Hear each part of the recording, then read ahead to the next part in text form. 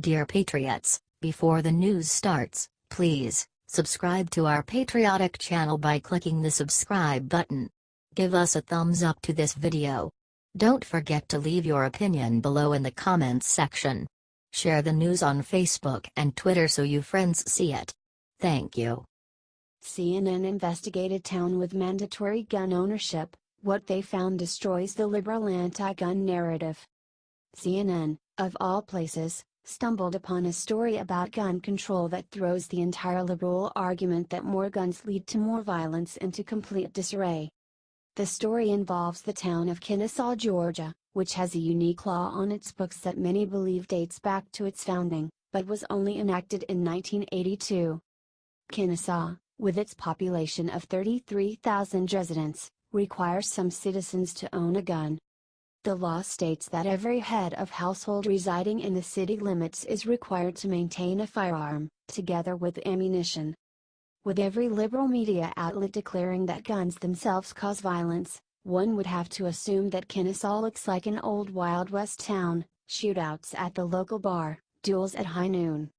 What CNN discovered, however, would likely startle every gun grabber in America. Today, Kennesaw, a town of about 33,000 people, CNN reported, has had one murder in the last 6 years and a violent crime rate of below 2%.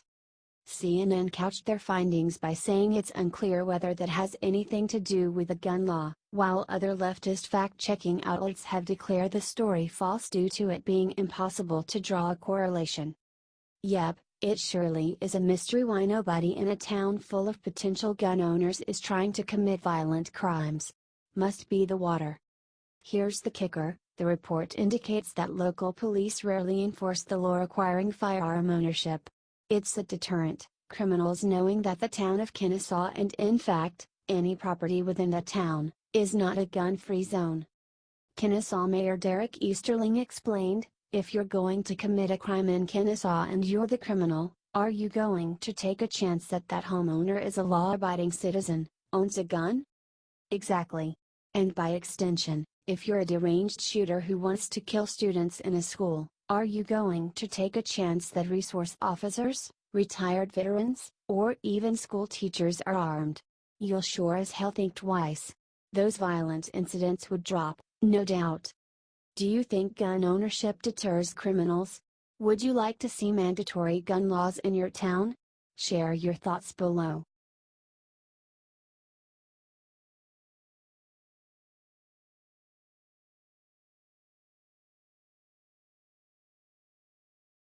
Robert Mueller rocks D.C. with major Trump announcement. A disturbing announcement was just made about White House Special Counsel Robert Mueller's investigation that has Donald Trump's supporters praying for him. Fox News reported that Judge Andrew Napolitano warned that anyone who thinks Mueller's investigation is winding down is in for a big surprise. I believe he's gearing up and the president remains in his crosshairs, Napolitano said during an appearance on Fox and Friends.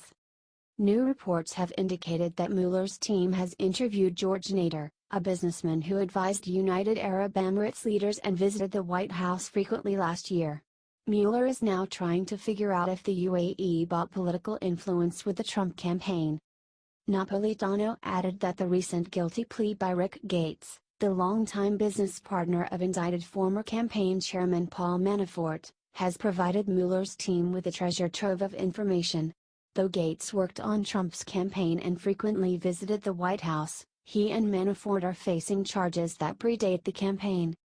Napolitano made sure to point out that Gates originally faced exposure to up to 40 years in prison based on all the charges Mueller filed. He pleaded guilty and his exposure went from 40 years to 3 years. He obviously is prepared to tell them a lot of information to get that exposure to go way down. This is unbelievable, he said. The Fox News senior legal analyst also discussed the strange events surrounding fired Trump aide Sam Nunberg, who dared Mueller to arrest him and refused to go before a grand jury. Why he did what he did yesterday, I don't know. Unless he really wanted to discredit himself or he really was inebriated, Napolitano said. It's sad that this witch hunt against Trump is being allowed to continue despite the fact that Mueller has found no concrete evidence against him. What do you think about this? Let us know your thoughts in the comments section.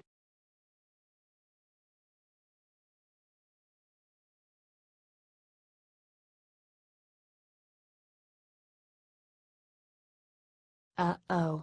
Obama in talks with Netflix to develop radical left TV series. Barack Obama refusing to leave the public spotlight. Doesn't he know his 15 minutes are up? Shame. The Obamas are now negotiating with Netflix to develop a series. From Downtrend. Netflix is apparently too successful and needs to hemorrhage some cash.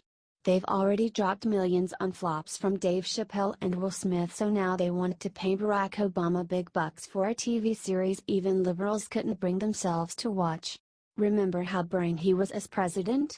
Now imagine that in TV show form. The Daily Wire has more. The real first reality star president is in talks with Netflix. On Thursday, the New York Times reported that former first couple Barack and Michelle Obama are in talks with Netflix concerning a potential series of shows for the streaming service. According to 44, his administration was scandal-free. He actually said that. From Washington Examiner. Former President Barack Obama appeared to take a thinly veiled shot at President Trump and his administration during a closed-door speech in Boston last week, saying that his White House didn't have a scandal that embarrassed us. Obama made the comment Friday while addressing attendees at the MIT Sloan Sports Analytics Conference, hosted by the Massachusetts Institute of Technology. Strict rules were put in place prohibiting the sharing of images and video of the off-the-record speech. "We didn't have a scandal that embarrassed us," Obama said. "I know that seems like a low bar." He also said, "You didn't hear about a lot of drama inside our White House." Breitbart has more. But Obama failed to mention reports of his press secretary Robert Gibbs's cursing at Valerie Jarrett and First Lady Michelle Obama. Gibbs left the administration soon after. Obama admitted there were arguments among his team of rivals in the White House but said it was more about people trying to solve tough issues. "I did have a strong bias towards people who just wanted to get things right, get things done, as opposed to people who were obsessed with 'I want to be right. I want to prominent. I want to have my name in the headlines,'" he said. "And if you can create that culture, then you are more likely to be successful. Just go away, please."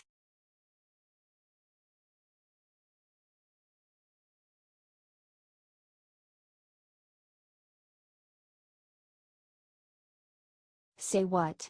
Hillary Clinton to receive major award for her impact on society, America laughs. Hillary Clinton deserves nothing. Her malfeasance over the decades has been well documented, not that the far-left mainstream media seems to care. Now, Harvard will honor Hillary with an award for her impact on society. This is absurd. From Downtrend. This is rich. Hillary Clinton will be honored with an award from Harvard for her transformative impact. I know this seems funny, but I kind of agree with it. She did, after all, transform a guaranteed 2016 Democratic presidential win into the Trump White House. She transformed solid blue states into Republican Electoral College votes. She transformed lifelong middle-class Democrats into Trump supporters. I doubt this is the point of the award, but like it or not, she does have amazing transformative abilities. More from The Hill. Former presidential hopeful Hillary Clinton will receive an award in May for her impact on society from the Radcliffe Institute for Advanced Study at Harvard University, according to a press release. Clinton, a former Secretary of State, will receive the Radcliffe Medal on May 25, an award that recognizes individuals who have had a transformative impact on society. Past award recipients include Supreme Court Justice Ruth Bader Ginsburg, former Federal Reserve Chairwoman Janet Yellen and former Senator Elizabeth Dole, RNC. During a recent short speech, Clinton couldn't get through it, constantly coughing and stopping for water. From Breitbart. Hillary Clinton's latest rallying cry for women's activism was disrupted by a coughing fit, recalling her health struggles on the 2016 campaign trail. Clinton spoke for about 8 minutes on Wednesday for a live stream video to the 2018 Makers Conference, urging women to continue fighting to keep sexism out of politics. The Federalist has more on Hillary. A significant part of the Federal Bureau of Investigation's basis for investigating the Trump campaign's Russia ties is looking more and more like a political hijab carried out by the Democratic National Committee and the Hillary Clinton campaign. Her campaign's fingerprints are on at least 3 separate pieces of information fed to the FBI, including the Christopher Steele dossier Republicans say formed the basis of a secret warrant obtained to spy on Trump campaign associate Carter Page. A former State Department official confirmed on the record Thursday that Clinton associates were funneling information to Steele as he was compiling a dossier commissioned and paid for by the Clinton campaign and DNC. That's on top of the recent revelation that a top Department of Justice official fed the FBI information compiled by his wife, who was working for the firm Clinton and the DNC were paying to dig up dirt on Trump. Fusion GPS. Is this real life?